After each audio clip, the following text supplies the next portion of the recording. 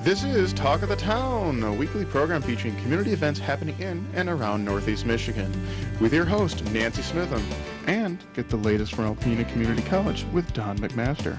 And now, today's Talk of the Town. Good morning and welcome to Talk of the Town. I'm Nancy Smitham. My first two guests today are both from Thunder Bay Theater. I have Emily Samuelson and Dylan Goyke. Good morning and welcome. Good morning. I'm so excited because we're going to talk about Oklahoma. Everybody knows Oklahoma and knows the musical. I'm so excited that Thunder Bay Theater is bringing it to Alpena, especially in the summer when the town is loaded with tourists and there's so many fun things to do. If people say there's nothing to do in Alpena, they're not looking around hard enough.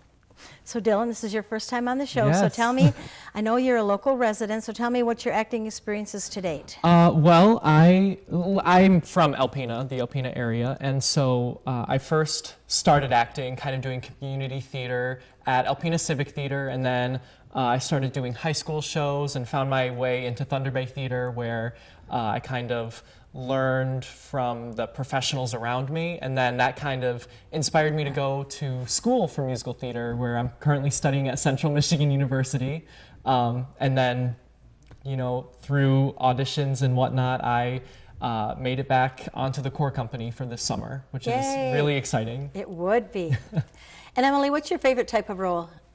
Oh, I think the opposite of what I'm doing right now, actually, my favorite type of role is a villainous role, or maybe like a slightly off-the-cuff kind of role, because sometimes it's hard to really tap into something that is more like yourself. Okay, so how is Oklahoma going to be presented on Thunder Bay Theater stage? Like it should be. Oh yeah, absolutely. This Yay. show, this show is so iconic that it really needs to be done in a way that respects the art, and I think that we're doing a very good job of making sure that the story that needs to be told through Oklahoma is being told. It's going to be a snapshot of 1907, Wow. what real life people are doing in that real life time. Yeah. So what songs are we going to hear? Everything you know from Oh yeah. Oklahoma. Oh yeah. There's so many tunes that people grew up listening to. We've got "Oh What a Beautiful Morning," Surrey People with the will Fringe say, on Surrey top. with the Fringe, yeah. People will say we're in love. Can't Say No, which everyone loves that song. And of course Oklahoma, which, Yes. yeah, classic songs. Okay, so who are some of the other cast members?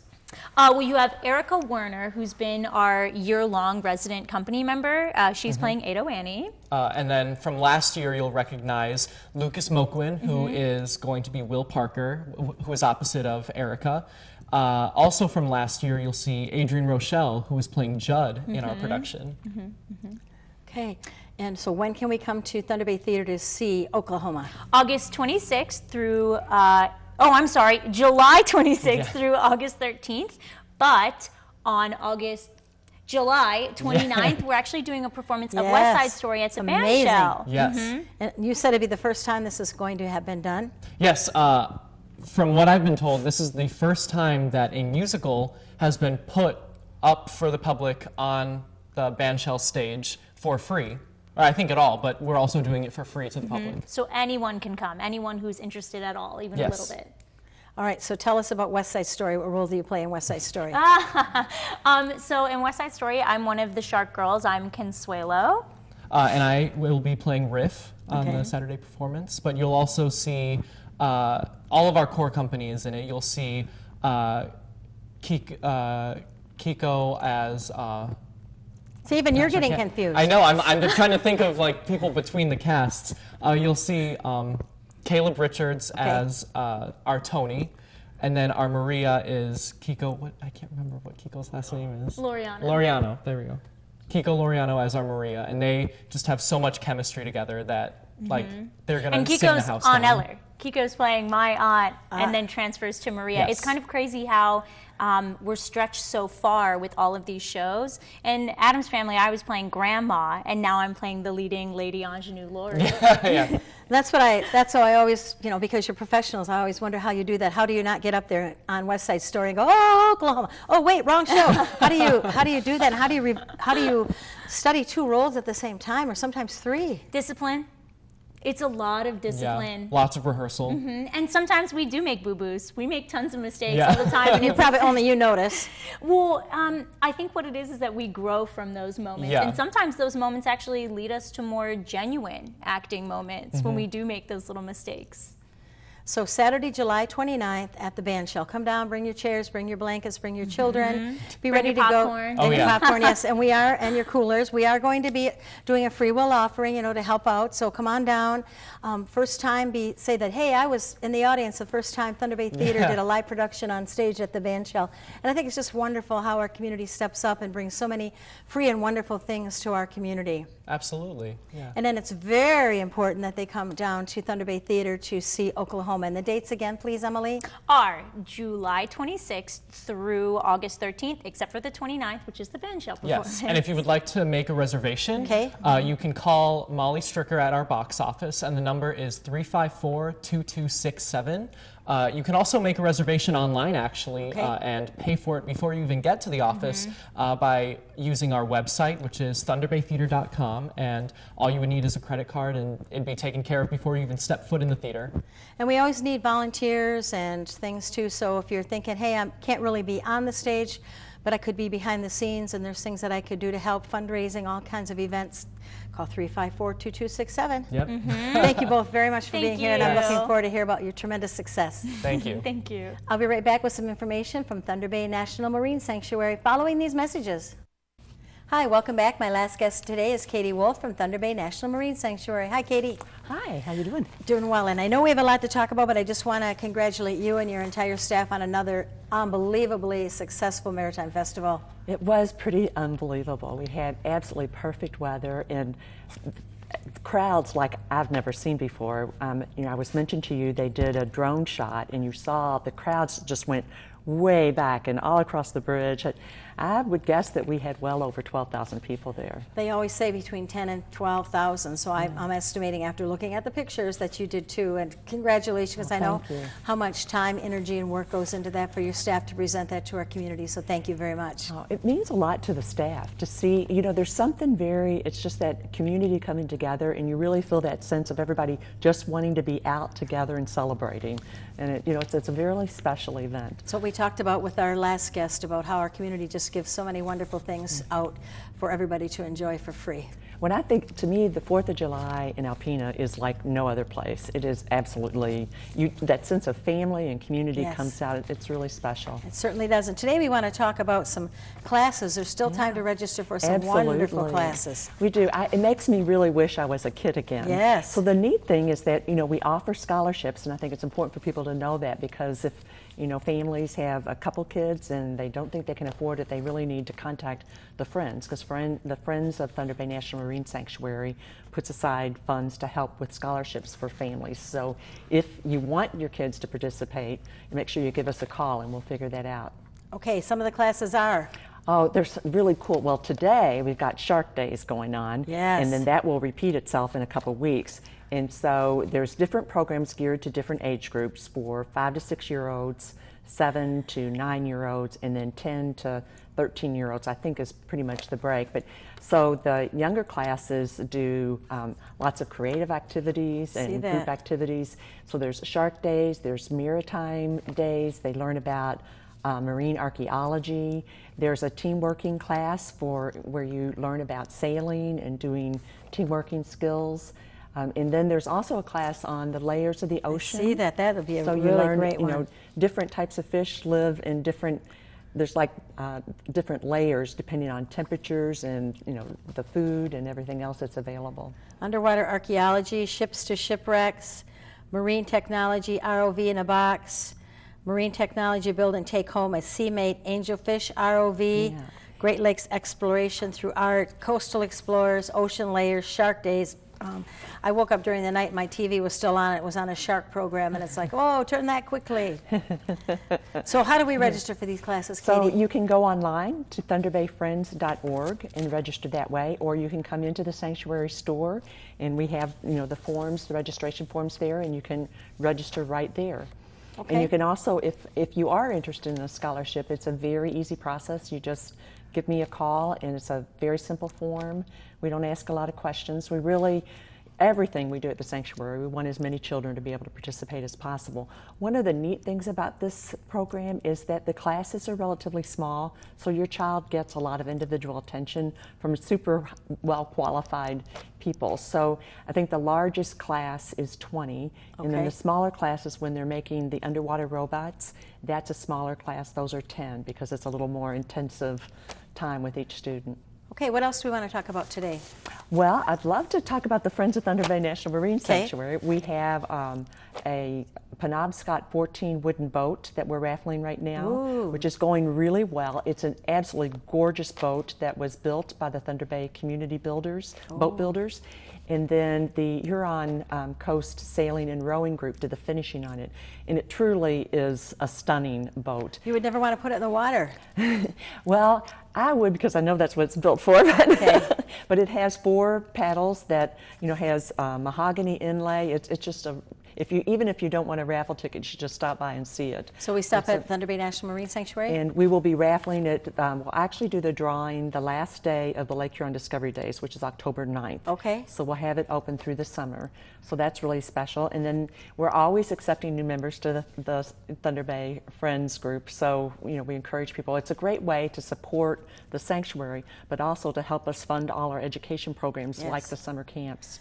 And you folks do so many good, wonderful, fun, educational things. So if you were a volunteer, you'd get a chance to participate in all of those. Oh, and we love our volunteers. That's always really important. A perfect example is the 4th of July event. We could not do that without a good team of volunteers. And the Lady Michigan is going out every day? Yeah, and right now we're so glad we're finally getting some really nice weather. Yes. But it goes out at 10, 1, and 4 every Okay. day. Even if it's raining, it goes out. The only, if it's deemed dangerous, obviously, it won't go out on those days. But we always give rain checks if, the weather doesn't allow it. And then on Saturdays, we have a sunset cruise, which is pretty spectacular. That goes out at 7, and that's just during the months of July and August. So if you haven't gone out on the boat at sunset, I just went with a group a couple days ago, and it's a completely different experience when you go out in the evening.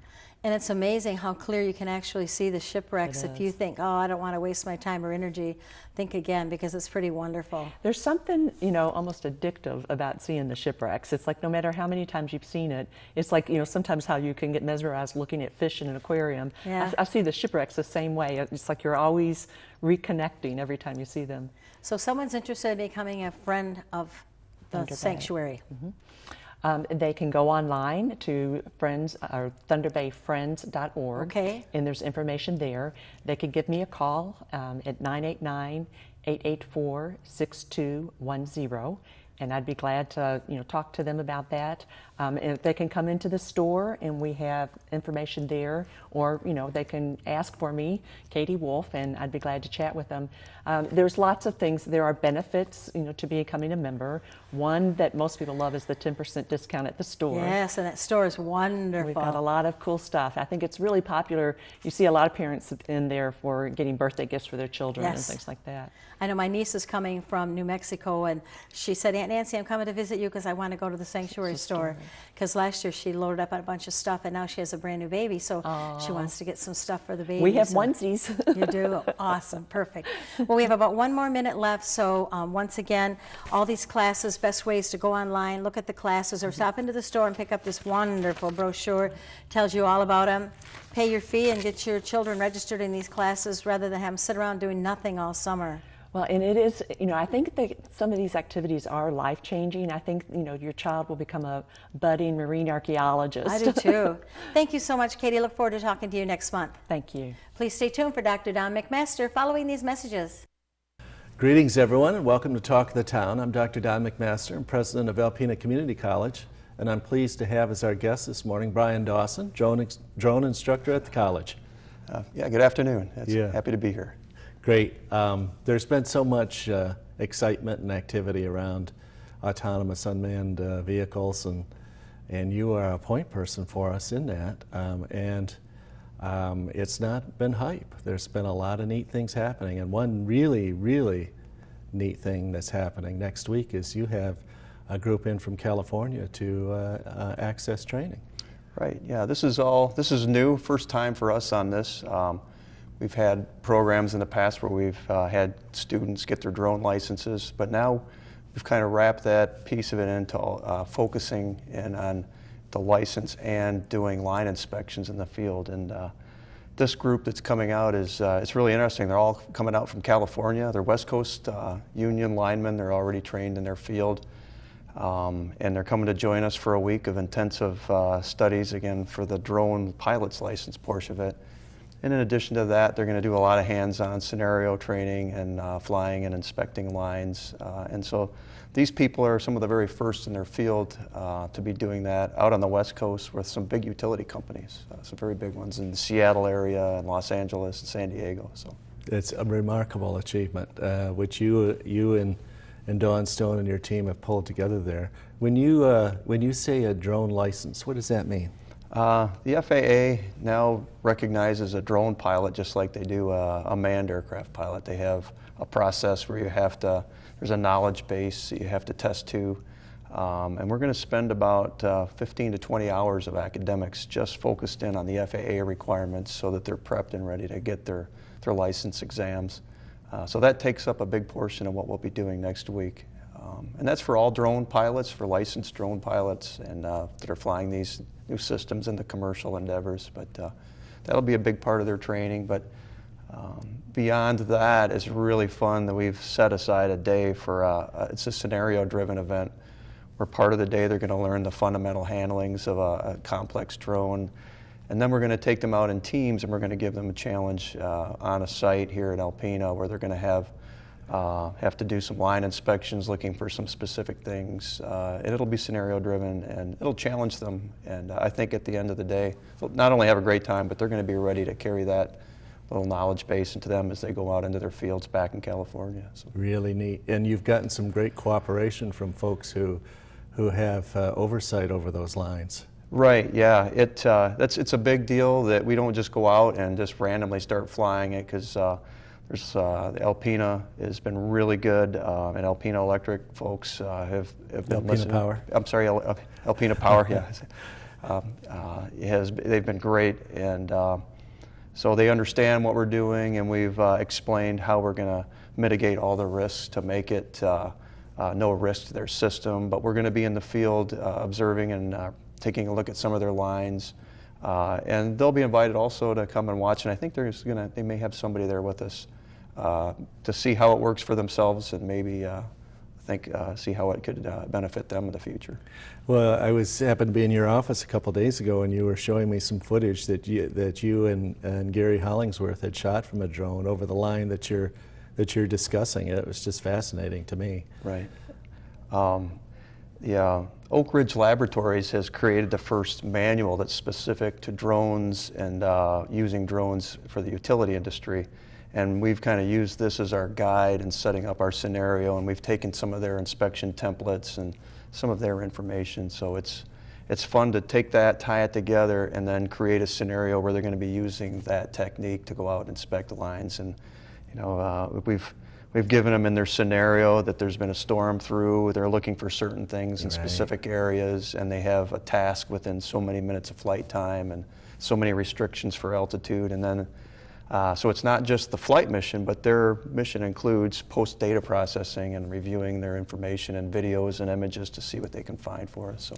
That is so robust and interesting. Just so people know, this is a group of IBEW, International Brotherhood of Electrical Workers, journeyman or approaching journeyman linemen, people who are incumbent workers, who are coming, 13 of them? Right. Out from a local near San Diego, between San Diego and Los Angeles, coming all the way to Michigan, to Alpena, going to stay in our apartments for that's going to be great. 3 or 4 days and get a course that I don't know if anyone else is out there offering it. I don't think so. I think this is the first. And it's such a new technology that as linemen, they want to be prepped and ready to go, and they want to understand how this works in the field, how the tools can work for them.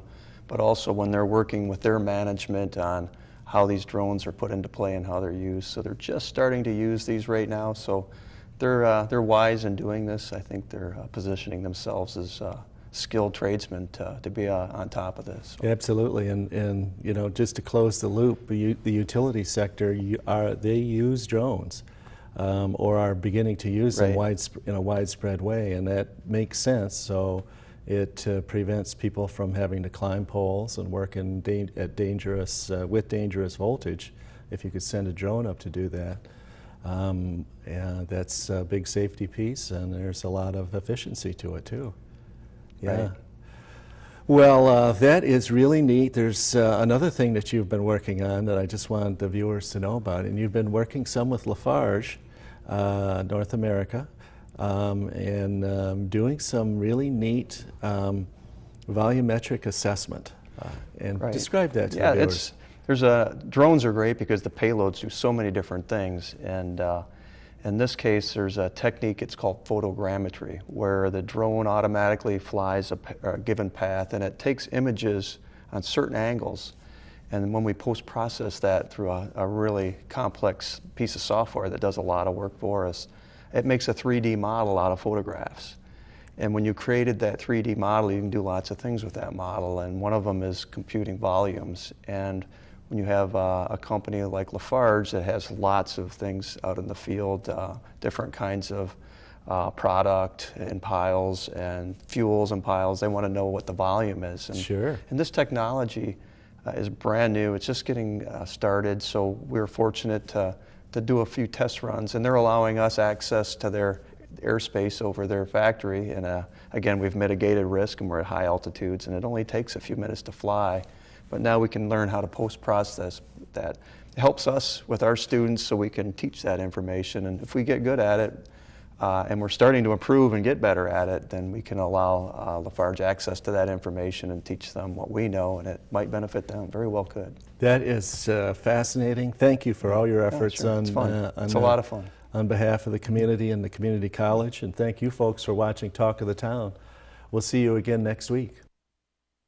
This has been Talk of the Town with your hosts, Nancy Smitham and Don McMaster.